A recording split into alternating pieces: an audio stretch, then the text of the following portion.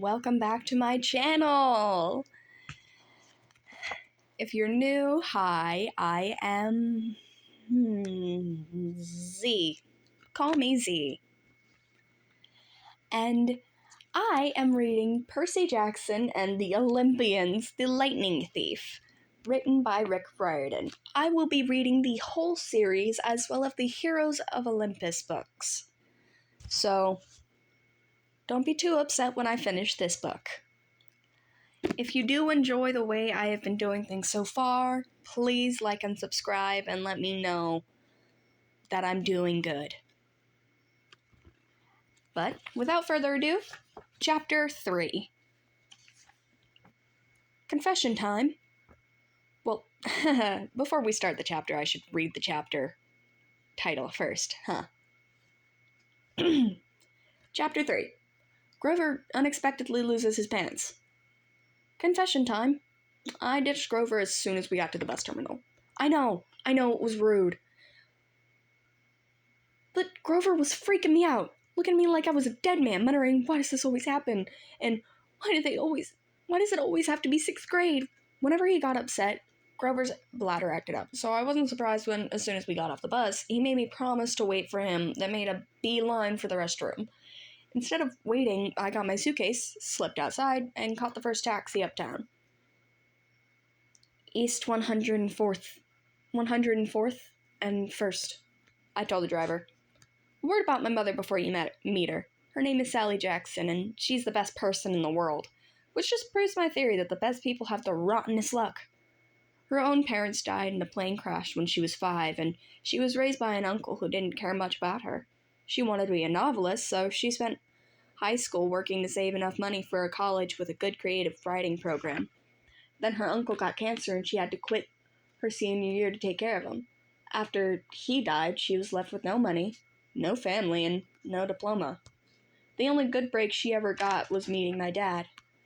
I don't have any memories of him. Just this sort of warm glow, maybe the barest trace of a smile. My mom doesn't like to talk about him because it makes her sad. She has no pictures. See, they weren't married. She told me he was rich and important and the relationship was a secret. Then one day he set sail across the Atlantic on some important journey and he never came back. Lost at sea, my mom told me. Not dead. Lost at sea. She worked odd jobs, took night classes to get her high school diploma, and raised me on her own. She never complained or got mad. Not even once. But I knew I wasn't an easy kid. Finally, she married Gabe Ugliano, who was nice the first 30 seconds we knew him, then showed his true colors as a world-class jerk. When I was young, I nicknamed him Smelly Gabe. I'm sorry, but it's the truth. The guy reeked like moldy garlic pizza wrapped in gym shorts. Between the two of us, we made my mom's life pretty hard. The way Smelly Gabe treated her, the way he and I got along. Well, when I came home, it's a good example.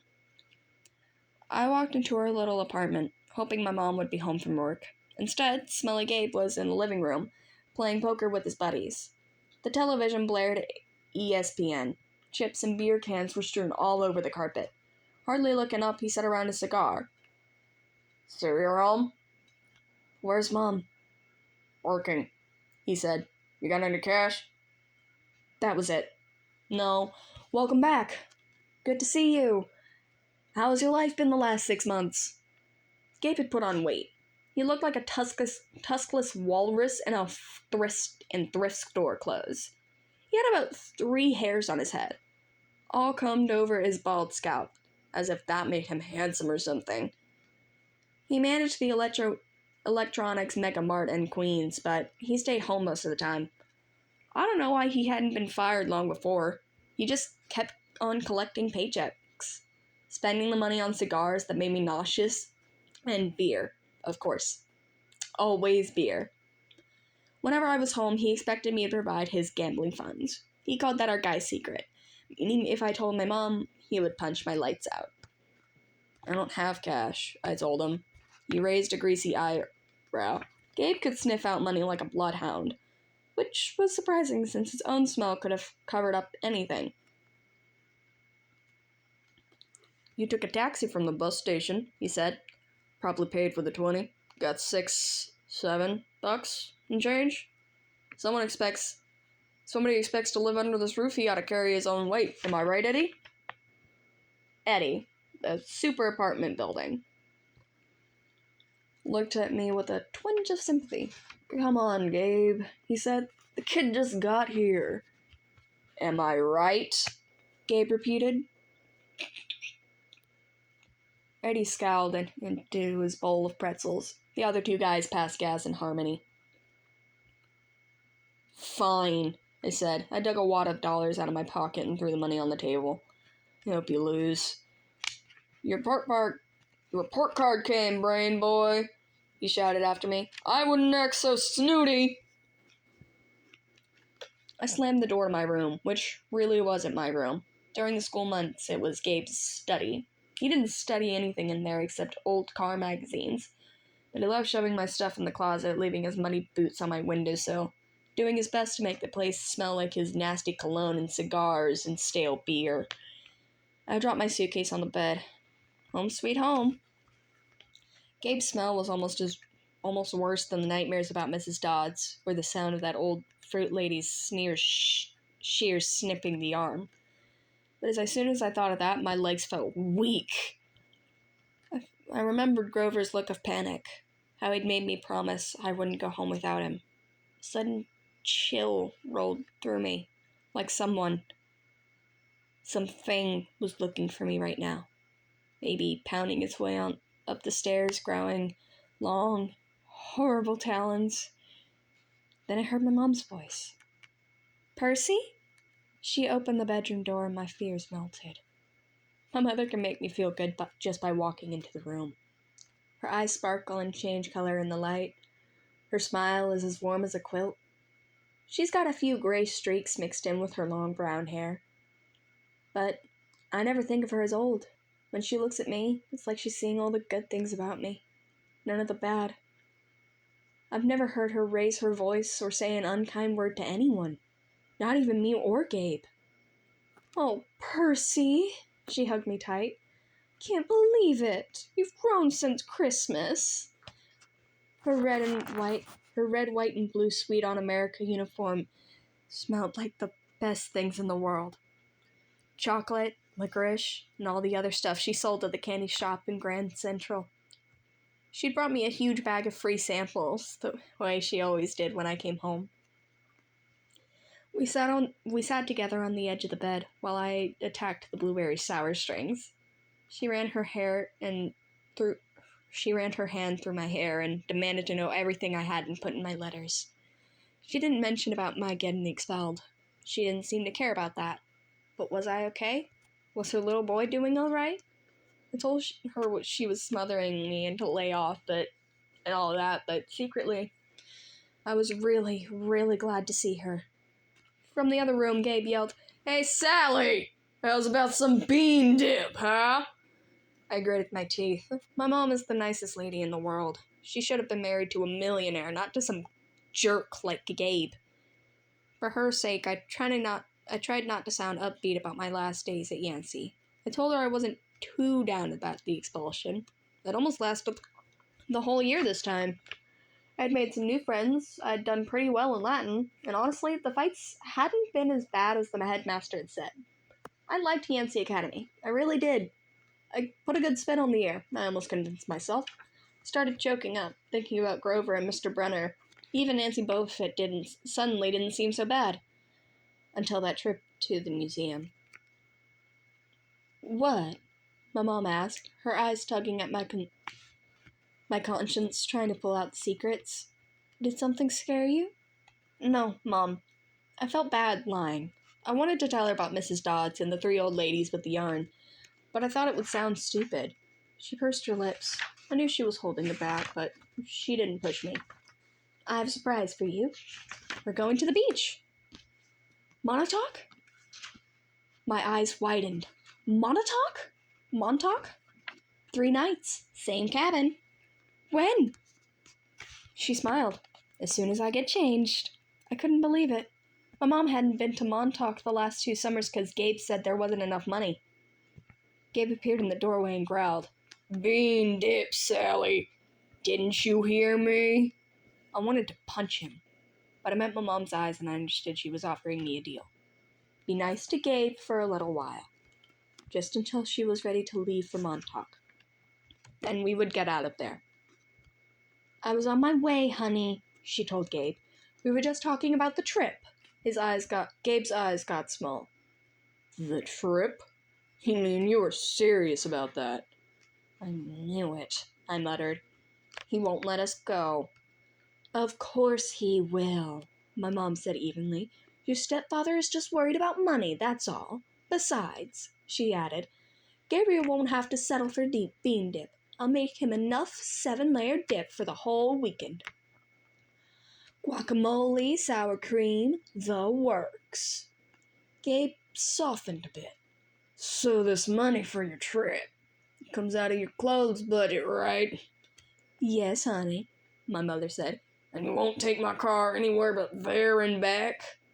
"We'll be very careful." Gabe scratched his double chin. "Maybe if you hurry up with that 7-layer dip.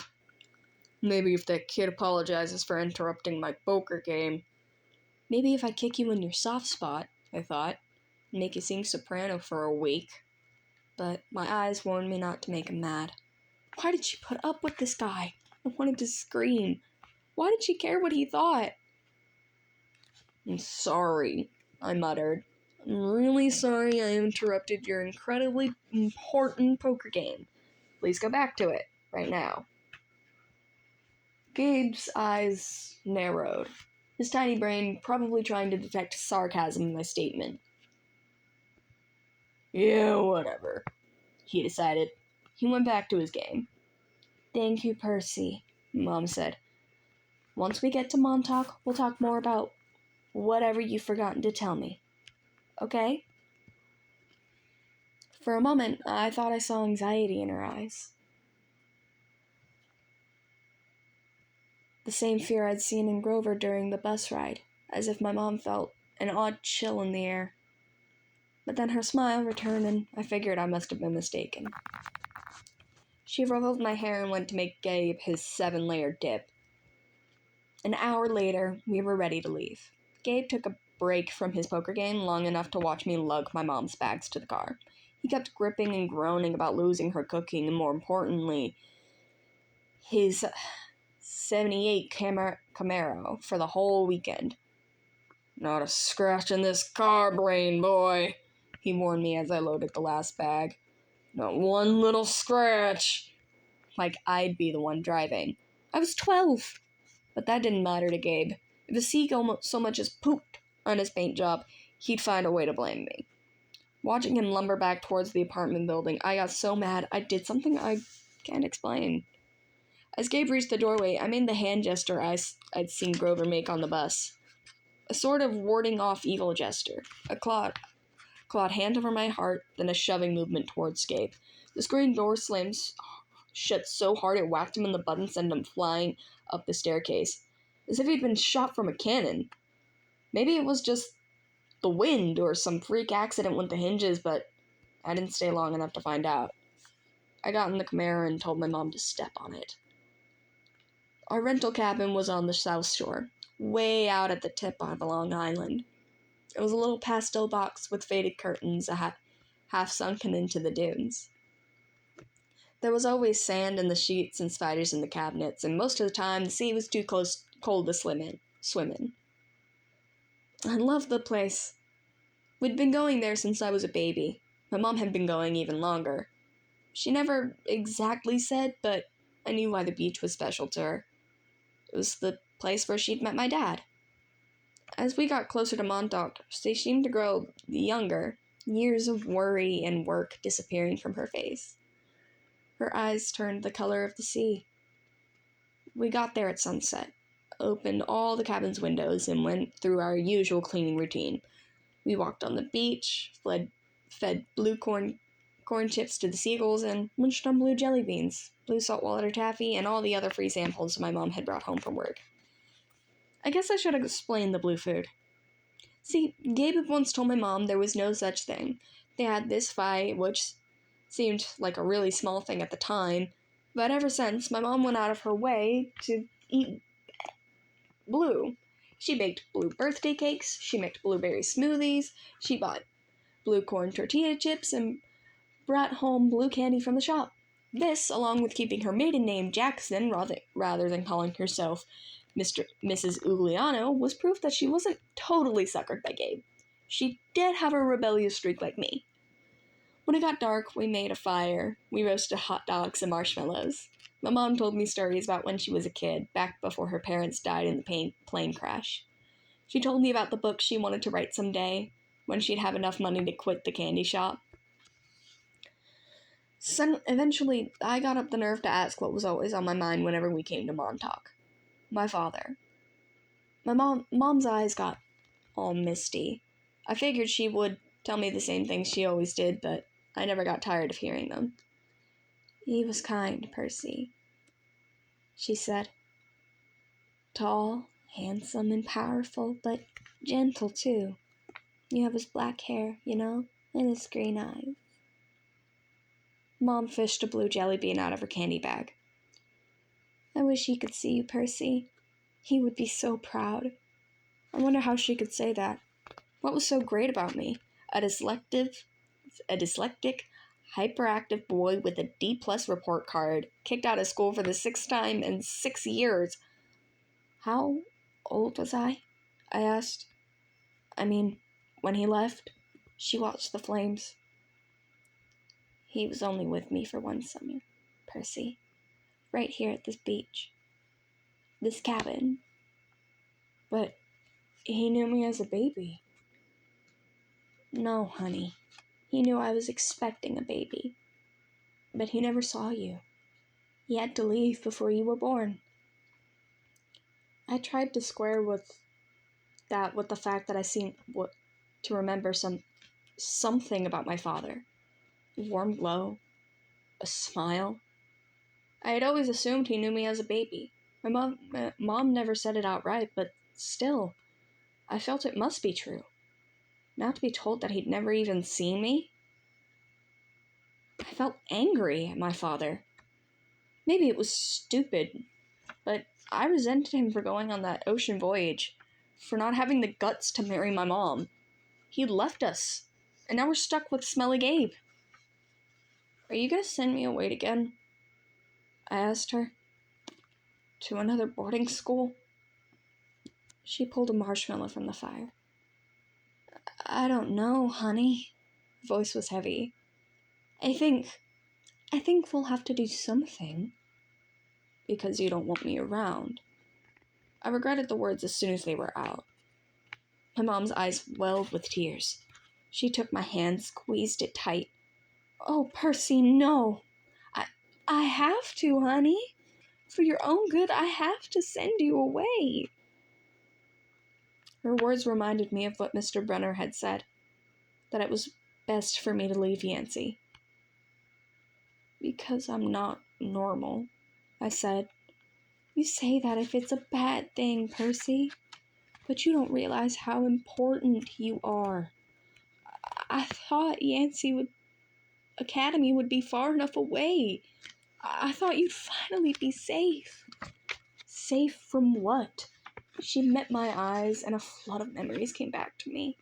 All the weird, scary things that had ever happened to me, some of which I'd try to forget. During 3rd grade, a man in a black trench coat had stalked me on the playground. When the teachers threatened to call the police, he went away growling.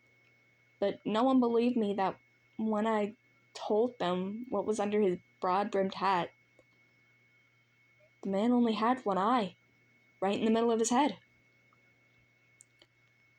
Before that, a really early memory. I was in preschool and a teacher accidentally put me down for a nap in a cot that a snake had slithered into. My mom screamed when she came to pick me up and found me playing with a limp, scaly rope. I'd somehow managed to strangle to death with my meaty toddler hands. In every single school, something creepy had happened. Something unsafe, and I was forced to move. I knew I should tell my mom about the old ladies at the fruit stand, and Mrs. Dodds at the art museum about my weird hallucination that I had sliced my math teacher into dust with a sword. But I couldn't make myself tell her. I had a strange feeling the news would end our trip to Montauk, and I didn't want that. "I've tried to keep you as close to me as I could," my mother said. "They told me it was a mistake, but there's only one other option, Percy. The place your father wanted to send you, and I just can't stand to do it." "My father wanted me to go to a special school?" "Not a school," she said softly. "A summer camp." My head was spinning. Why would my dad, who hadn't even stayed around long enough to see me born, talk to my mom about a summer camp? And if it was so important, why hadn't she ever mentioned it before? "I'm sorry, Percy," she said, seeing the look in my eyes, "but I can't talk about it. I couldn't send you to that place. It might be saying goodbye to you for good." "For good? But if it's only a summer camp..." She turned towards the fire. But I knew from her expression that if I asked her any more questions, she would start to cry.